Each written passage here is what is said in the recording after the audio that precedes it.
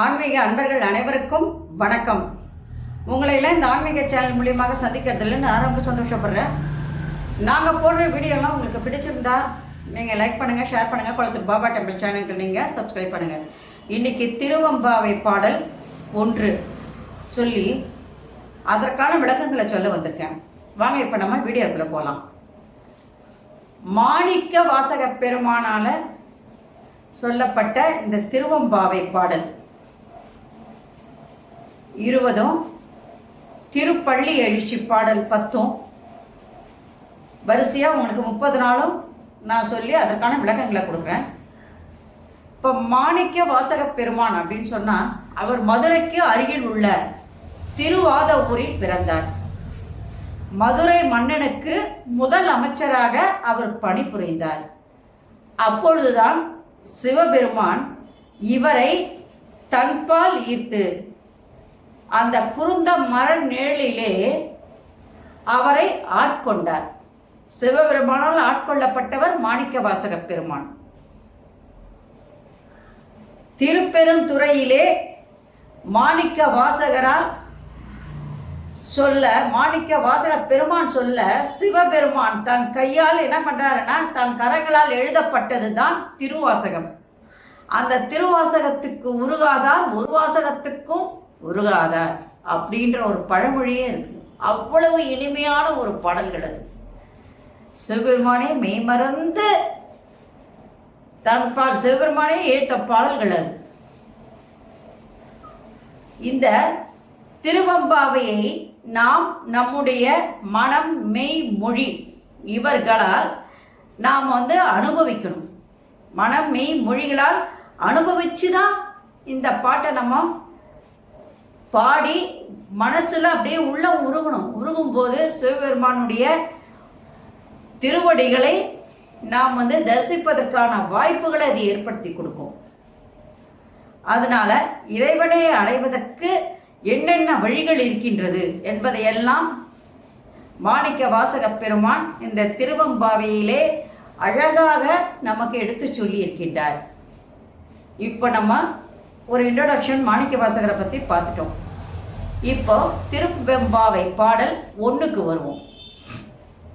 ஆதியும் அந்தமும் இல்லா அருட்பெருஞ்சோதியை யாம் பாட கேட்டேயும் வாழ்த்தடங்கன் மாதே வளருதியோ வன்செவியோ நின்செவிதான் மாதேவன் வார்கழல்கள் வாழ்த்திய வாழ்த்தோடி போய் வீதியாய் கேட்டலுமே விம்மி விம்மி மெய்மறந்து போதார் அமளியின் மேல் நின்றும் புரண்டிங்கண் ஏதேனும் ஆகாள் கிடந்தாள் என்னே என்னே ஈதே என் தோழி பரிசேலோ ரெம்பாவாய்.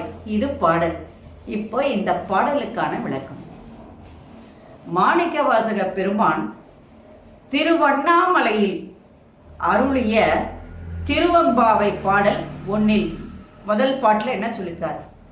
எம்பெருமானுடைய பெருமைகளையும் இறைவனை அடையக்கூடிய முறைகளையும் விளக்குவதாக இப்பாடல் உள்ளது. எல்லா பாடல்லையுமே அவர் இறைவனை அடையக்கூடிய வழிகளை சொல்கிறார். அந்த வழிகளில் நாம் இந்த பாடல்களை மனம், மெய், மொழிகளால் கேட்கும்போது கண்டிப்பாக இறைவனுடைய திருவடிகளை தரிசிப்பதற்கு நமக்கு வழிவகுக்கான உண்மையோடு இருக்கணும்.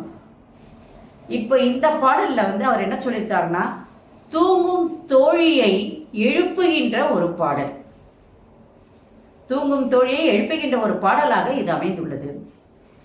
இறைவன் சிவபெருமான் ஆதியும் அந்தமும் இல்லாத அருட்பெருஞ்சோதி. இறைவன் சிவபெருமான் ஆதியும் அந்தமும் தொடக்கமும் முடிவும் இல்லாதவன். தொடக்கமும் இல்லை, முடிவும் இல்லை, எல்லாமே அவன்தான். திருவண்ணாமலையை சிவபெருமான் அரிய பேரொளியாக விளங்குகின்றான். அந்த பேரொளி யார்? அது ஜோதியாம் இருக்கின்றவர் அந்த அண்ணாமலையில் அந்த இறைவன் தான்.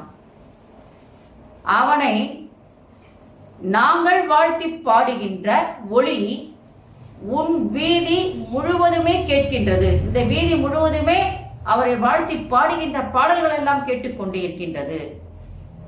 இந்த பாடலை கேட்ட பக்தியால் மேலீட்டால் ஒருத்தி. பக்தியால் சில பேர் வந்து அழுவாங்க, சில பேர் பக்தியால் இறைவனை திட்டுறவங்களும் இருக்காங்க, பக்தியால் இறைவன் பால் ஈர்க்கப்படுகின்றவர்களும் இருக்காங்க, அந்த மாதிரி பக்தியால் இறைவனோடு உரையாடுகின்றவர்கள் இருக்காங்க. இந்த மாதிரி பல ரகம் இறைவனை நெருங்குவதற்கு. அதில் இவர் சொல்லுகின்ற அந்த பெண்ணானவள் அந்த பாட்டை, இறைவனுடைய பாட்டை தன் காதில் கேட்கும்போது பக்தி மேலிட்டாள், விம்மி விம்மி அழுது மயக்க நிலை அடைந்தாள். தான் படுத்திருந்த படுக்கையிலிருந்து புரண்டு கீழே விழுந்த அவள் நினைவற்று கிடக்கின்றாள். படுக்கையில் படுத்துட்டு இருக்கா. அப்போ அந்த வீதிகளில் என்ன பண்ணுது, இறைவனுடைய பாடல்கள் கேட்குது. அந்த பாடல்களை கேட்ட உடனே என்ன பண்ணுறா, விம்மி விம்மி மெய்மறந்து அழுது அந்த கட்டிலிருந்து கீழே விழுந்து மெய்மறந்து கிடக்கின்றாள். அதான் சொல்றார். ஆனால் அவள் அன்பு எப்படிப்பட்டதுன்னா, இறைவன் ஓடு ஒன்று சேர்கின்ற பக்தி என்கின்ற மார்க்கத்திலே மெய்மறந்து உள்ளம் ஒன்றுபட்டு இறைவனோடு ஒன்று சேர்கின்ற நிலை.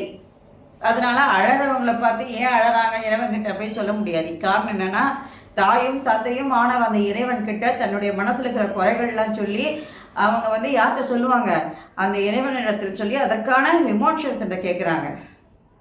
சில பேர் எனக்கு ஏன்பா இந்த மாதிரி கொடுத்துட்ட அப்படி சொல்லி திட்டுறவங்கள இருக்காங்க. ஆனால் இவள் என்ன பண்ணுறான்னா, இங்கே விம்மி விம்மி அழுது மெய் மறந்து தன்னுடைய உள்ளத்தில் இருக்கின்ற உண்மையான அன்பினை வெளியே கொண்டு வந்து உருகி ஆனந்த கண்ணீர் மல்க இறைவனோடு ஒன்று சேர்கின்ற நிலை.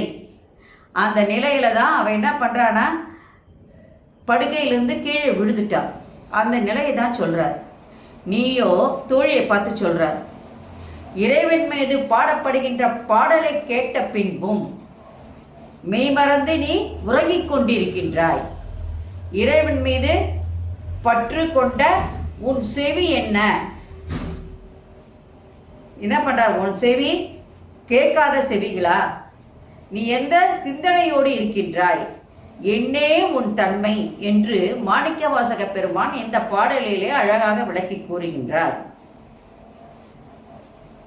நன்றி, வணக்கம். இந்த வீடியோ உங்களுக்கு பிடிச்சா நீங்கள் லைக் பண்ணுங்கள், ஷேர் பண்ணுங்கள். குளத்தூர் பாபா டெம்பிள் சேனலுக்கு நீங்கள் சப்ஸ்கிரைப் பண்ணுங்கள். நாளைக்கு திருவம்பாவை பாடல் 2 சொல்லி அதற்கான விளக்கங்களை சொல்ல வரேன். நன்றி, வணக்கம்.